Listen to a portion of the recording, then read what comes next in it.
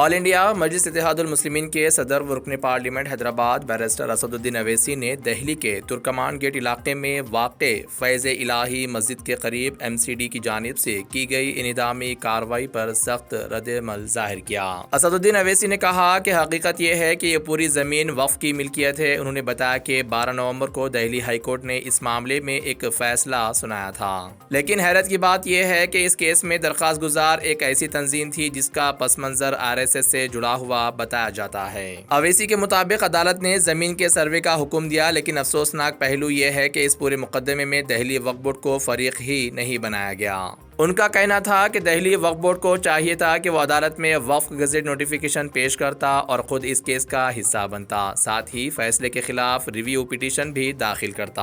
انہوں نے الزام لگایا کہ وقف بورڈ کی لاپرواہی کے سبب عدالت ایک غلط نتیجے تک پہنچی جس سے وقف کو نقصان ہوا ہے۔ اویسی نے واضح کیا کہ یہ زمین وزارت شہری ترقی کے ریکارڈ کے مطابق بھی وقف کی ہے اور 1947 میں یہ مقام ایک مسجد کے طور پر موجود تھا۔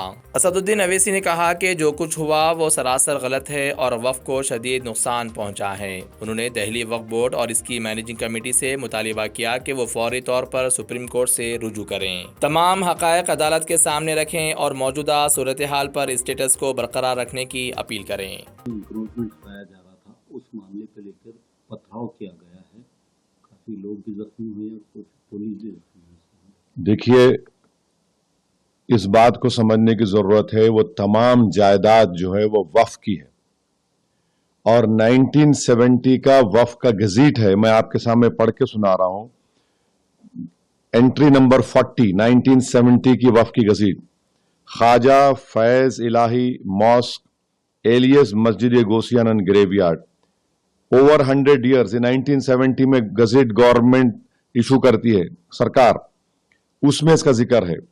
دوسری بات یہ ہے کہ یہ بات بالکل صحیح ہے کہ 12 نومبر کو دلی ہائی کورٹ کے ڈویژن بینچ نے ایک ججمنٹ دیا۔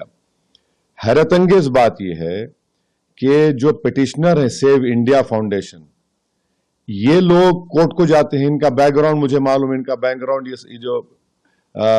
گراؤنڈ RSS کا ہے۔ یہ لوگ کورٹ کو گئے، سیو انڈیا فاؤنڈیشن اور MCD کو پارٹی بنایا گیا، تو کورٹ نے یہ کہا کہ ایک جوائنٹ سروے رپورٹ ہے جس کو انہوں نے انکلوز کیا۔ اچھا، یہ جوائنٹ سروے میں کنڈکٹ کون کر رہا ہے؟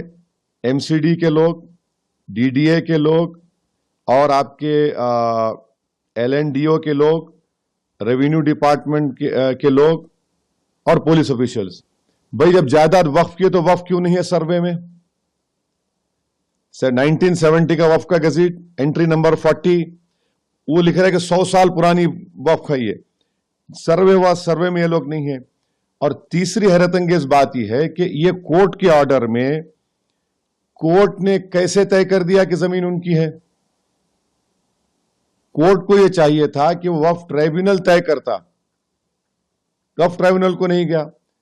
چوتھی بات یہ ہے کہ جب کورٹ نے کہا کہ LDO کی ہے تو اس وقت دلی وقف بورڈ کے ایڈیشنل اسٹینڈنگ کونسل بیٹھے ہوئے تھے کورٹ میں، انہوں نے کوئی اعتراض نہیں کیا۔ پانچویں بات یہ ہے کہ کورٹ نے کہا کہ MCD کے ڈپٹی کمشنر کو، بھائی ڈپٹی کمشنر اپنے ہی معاملے میں کیسا فیصلہ کرے گا بتائیے؟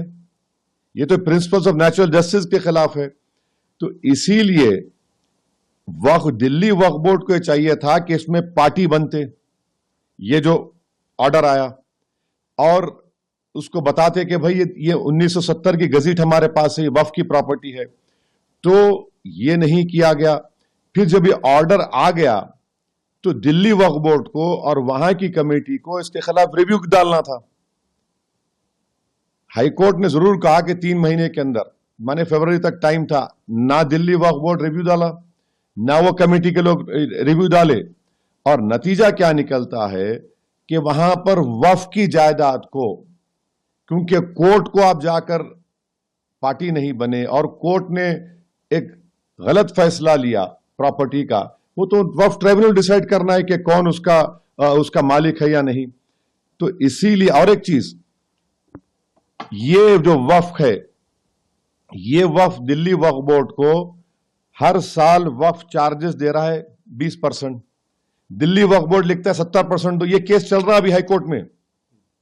तो इससे साफ तौर से मालूम हो रहा कि ये जो LDO है, ये LDO ministry of urban affairs के तहत है।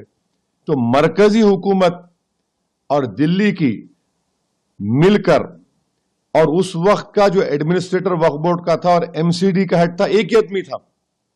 ये इसलिए कि मैं वक्फ का मेंबर था, मेरे को मालूम इसमें, और वकीलों से बात किया मैं। तो ये सरासर गलत है। अहम बात यह है कि प्लेसेस ऑफ वर्शिप एक्ट 1991 क्या है बताइए फिर। 1947 15 अगस्त में जगह मस्जिद थी और ये सब मस्जिद की हिसार में था। कैसा आप लोग करिए, पार्लियामेंट का कानून है, उसको भी बाला तायक रख दिए, तो उसको भी धज्जियां उड़ा दिए। तो इसीलिए हम कह रहे हैं कि ये एक बड़े मंसूबाबंद तरीके से कोर्ट के सामने जाकर ना दिल्ली वक्फ बोर्ड गया, ना ये कमेटी वालों का काम था कि जाकर कोर्ट को बताते। और ये जो MCD है उनको मालूम गजट है, गवर्नमेंट को, तो गवर्नमेंट का हिस्सा है ना। LDO वाले भी तो गवर्नमेंट का हिस्सा है, गजट का हिस्सा इनकार करते हो लोग।